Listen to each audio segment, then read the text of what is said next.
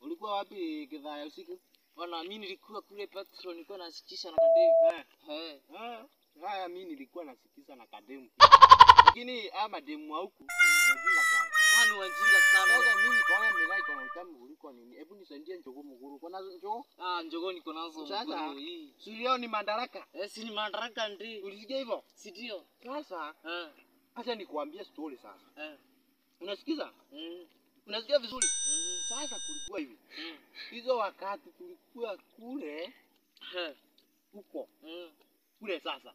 Huko kwa milima wakati ya Maumau. Tulikuwa tunapigana na hao watu wanaitwa wazungu.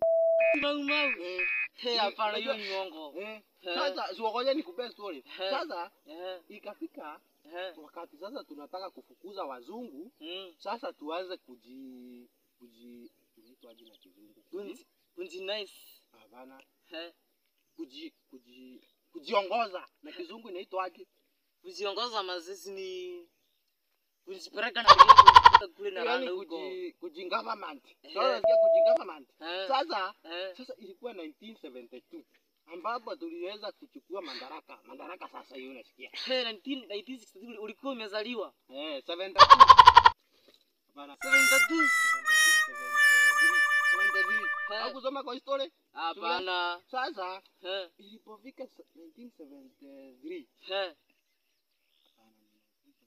Kweli kama ni 83. Sasa tukachukua madaraka na huyu mzee alikuwa anaitwa Kenyatta.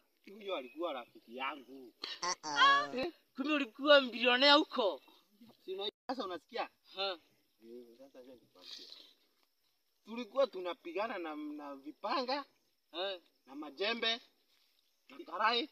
Hebu nikuulize hiyo. Na warembo pia tunapigana na wao. Warembo? Hebu nikuulize hiyo siku mlikuwa na Dedan Kimathi ama? Dedan Kimathi alikuwa sasa. Alikuwa anko yangu huyo. Si nini mlimuua? Hapana. Aliuawa na mke wake ambaye nakwambia wake si watu. Ndio nakwambia ufukuze ule wako.